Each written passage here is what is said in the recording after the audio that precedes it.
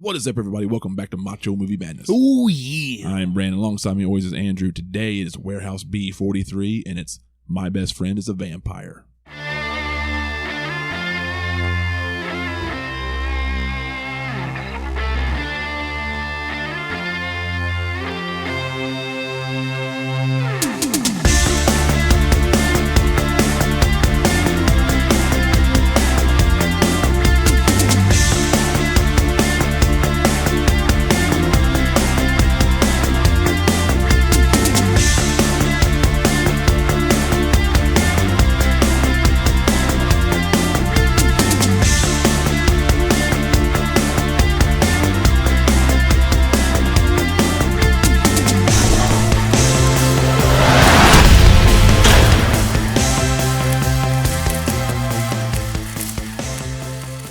What is up, everybody? Welcome back to Warehouse B. You heard it at the beginning. Is My Best Friend is a Vampire, and this movie here, I'm pretty excited about. This is a movie that I have seen multiple times in my life, and it's one of those that you kind of forget about for a little while, and then you realize, oh shit, this is actually a pretty good movie. Yeah. And it was on TV all the time growing up. For whatever reason, it just fell off and never played it again. And I don't know if it's been on TV since. Yeah. I don't know how long. I don't know. Some movies just go away and you don't ever see them again. Get forgotten. Like we were looking for a budget for this thing. Yeah. And couldn't find anything on it. No. Supposedly the box office was like 174,000. Supposedly. That's what Wikipedia says. I don't know. That's crazy. Which is terrible, by the way. I'm sure this movie was made for a little bit more than that. Yeah. I feel like it has to be. Yeah, this feels like a $5 or $6 million movie. It does. It does. Yeah. It really does. But anyway, I found this, actually. This is my copy there. I found that just like in a $5 rack at Walmart like 10 or 15 years ago. I've had it since. I've kind of held on to it tight. Yeah, and I'd never seen this until Brandon said he wanted to do it. And I'm like, oh, that sounds like fun. Yeah, well, and again, it got placed on my shelf, and I hadn't watched it in years since, even though it's been on my shelf. It probably is going to enter my rotation again quite often, just because I enjoyed it, and I remembered I enjoyed it, but I forgot how much until I watched it again. Andrew really liked it. Yeah, I thought it was a lot of fun. It's very reminiscent of the teenage vampire and werewolf movies of the time. Once Bitten, Teen Wolf, that kind of thing. It does. It has. Yeah. It's basically a vampire Teen Wolf. Yeah. It really. I will say that, and this is kind of a fun fact. This, I don't know. It depends on who you are on whether or not it's a fun fact, I guess. But, and I can never pronounce his name properly, the guy who plays MODOK. Oh, yeah. There's no pronouncing his name right. Yeah. He's on, like, Star Trek Deep Space Nine or something. Yes. Yeah. Rene Auberjonois, or Auberjonois. You know who you are. You know who you are. Well, you're dead probably now, but people know who he is. Deep Space Nine, he was in Benson. He died in 2019. 79, rest in peace. So he's an ancient vampire, Janus, in Janus or whatever in Legacy Kane series. Yeah, love that. Anyway, that's just for the people. That's maybe even a deep cut now, because that series has been kind of dormant for years at this point. Really liked him as MODOK in this movie. Yeah. I liked Robert Sean Leonard as Jeremy. Yeah. He's one of those kids. He's like not a bad looking guy, but he's not a good looking guy at the same time. Yeah, he's very average. He's the definition of average. Very definition of average. But a decent actor. And he did really well. And he really is kind of perfect for that role, because he's supposed to be kind of that average dude. Which we haven't gone over the plot yet. But you've seen it more times than me. Basically the movie. So first of all, the movie starts out with him in a dream. He finds himself in the girls' locker room, and he keeps being drawn to this girl in his class, Darla. He's got this crush on Darla, and he keeps dreaming about her. Even though Candy, this gorgeous blonde, keeps flirting with him. Yeah, and Ralph thinks he's crazy for going after the nerd music band kid Darla when he should be going after Candy, who's super hot, and Candy has no business liking Jeremy. Right. At all. So that's already foul. But that's interesting, and I think most people would pick Candy, but not him, man. He likes that average band geek thing, and I guess Darla can be kind of cute in some scenes. I don't know. Anyway, he keeps having this dream, but the dream also keeps getting interrupted by this really, really hot chick, which you find out later is named Nora. and you find out later she's a vampire. He after school he's a delivery guy for a local supermarket, and they're in Houston, Texas, which is a interesting setting because usually we're California or something like that. He delivers to this old mansion that was supposedly been vacant for years. It's all run down. Nora's there. Then he finds out this chick of his dreams is real, which freaks him out. But she tells him that she likes him and she wants him to come back. Well, this is every man's fantasy ever, probably. Especially to a kid in the 80s. This is right up there. I mean, this is every 80s teen comedy I feel like you've seen or wanted to see. But he goes back. Ralph drives him. Ralph's convinced that he needs a good, just no strings attached sexcapade. Yeah. To get his mind off of Darla and get a little reboot. And so he does. And they get to doing their thing on the bed or whatever. And she's in lingerie. And this guy named the Professor, which is David Warner. David Warner, yeah, he's kind of the would be the star, I guess, of the movie, yeah, more or less. He's the nutty Professor McCarthy, I believe, and Leopold McCarthy, and his little fat sidekick Grimsdyke, which I love how he refers to my little fat friend. Yeah. Well, not my little fat friend. They're tracking Nora, and they break into the house and.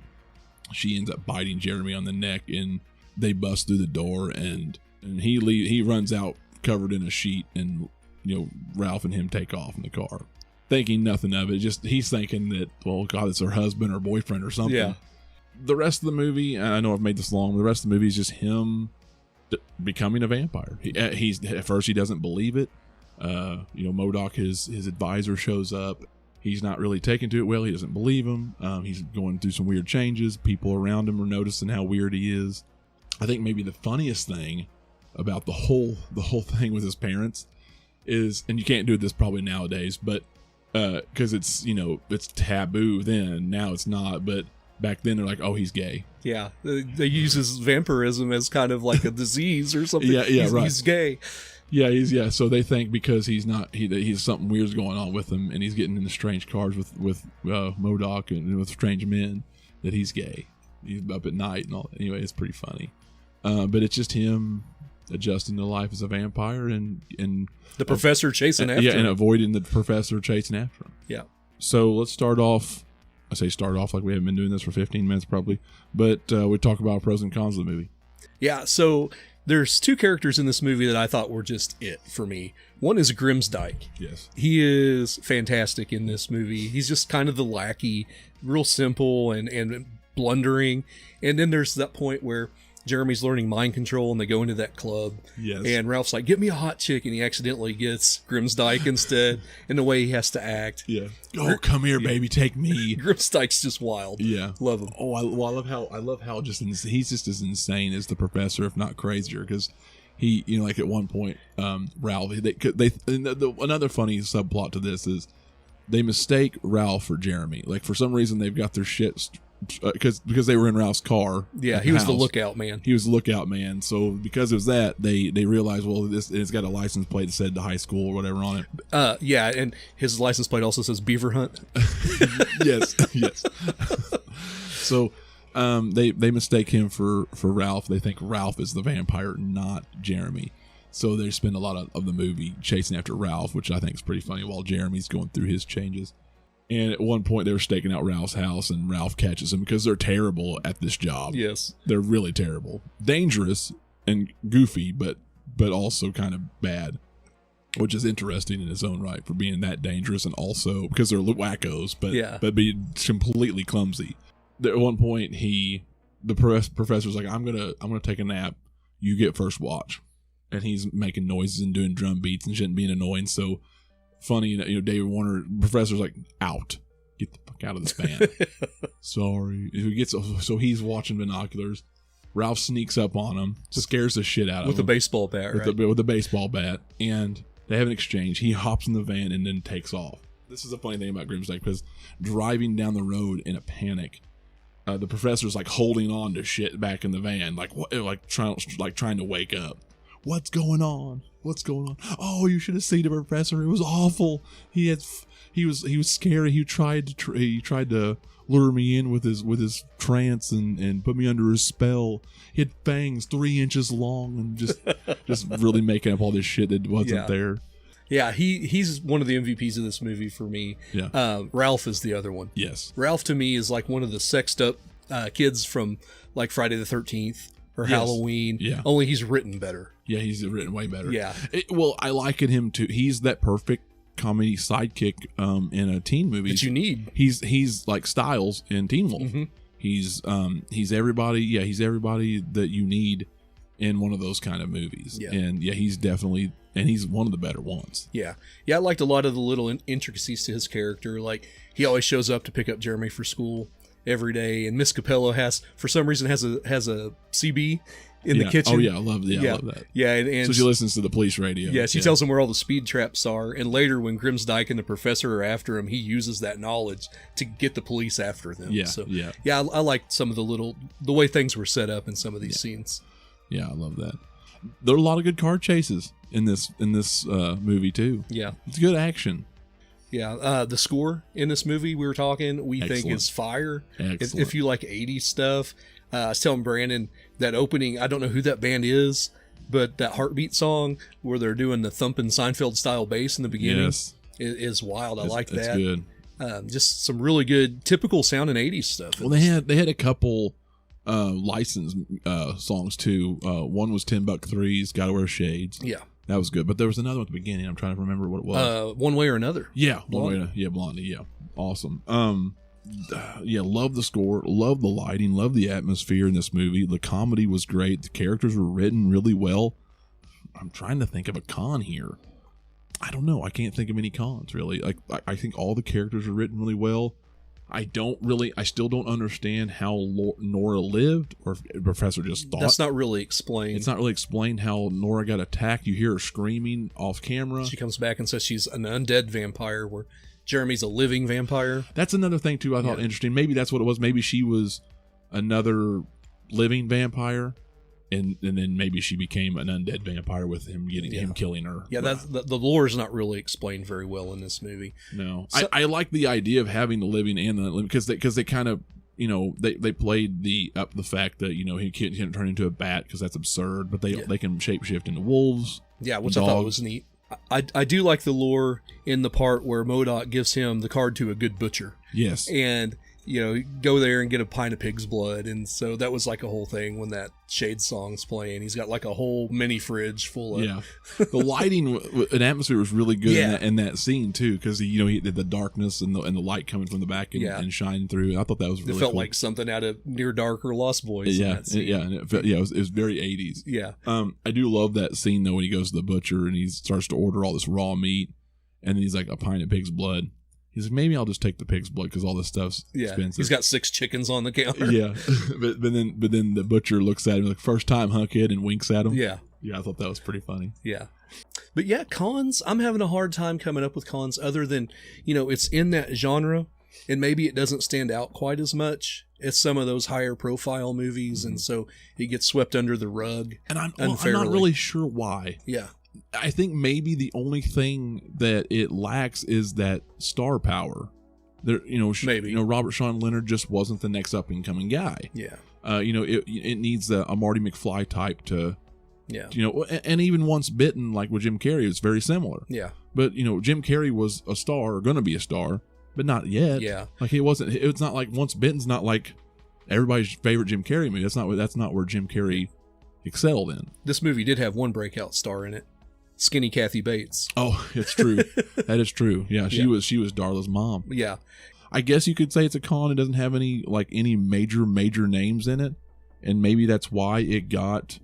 Maybe I don't know what came out around the same time. It came out October 1st, and we have no idea what the budget is. We don't know what marketing was for this movie. It may not have been great. Yeah. It was directed by Jimmy Houston. I don't know who that is, but it was written by Tab Murphy. That sounds like a Hollywood name, doesn't it? It does. Tab Produced Murphy. by Dennis Murphy, so maybe that's music by Stephen Dorff. It's good, man. Like it really is. So I don't know what happened with this one. Yeah. This is one of those unfortunate ones that really deserve a lot more than it gets. Yeah. Because this is, for me, this is top Warehouse B. Yeah, this is some really good stuff. One other thing I wanted to point out, when they steal the police car, this was shot in Houston. I Come in Peace was shot in Houston. Yeah. And the police cars from 1987 to 1990 didn't change. No. They were the exact, like, oh yeah, I recognize those cars. Yeah. What, man, both of them, that's such a good movie too. Yeah. So fun.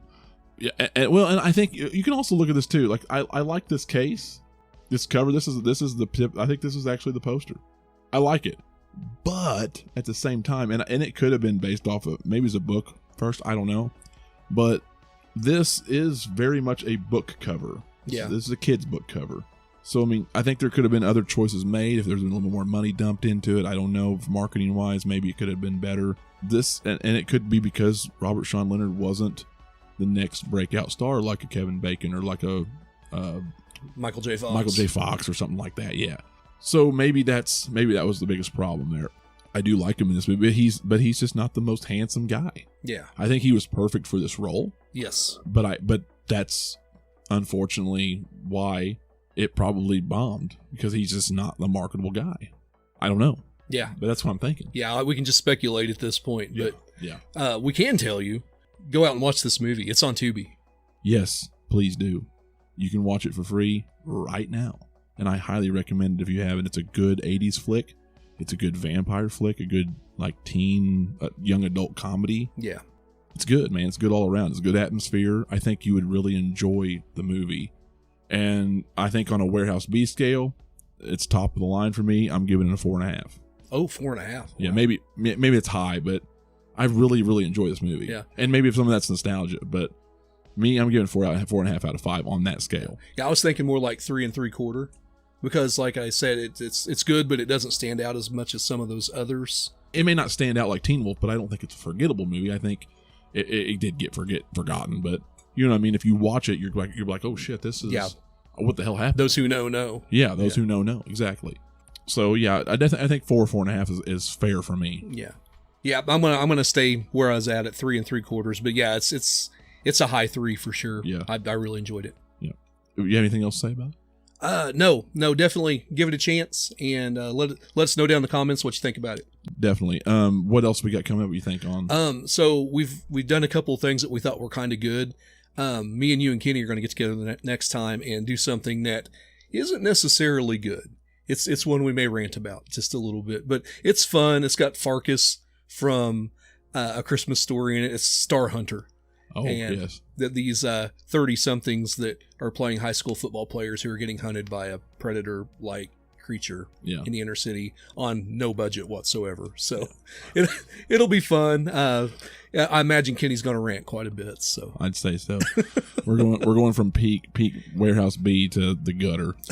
Just know it. So okay, cool. Until then, we'll catch y'all next time. We're out of here.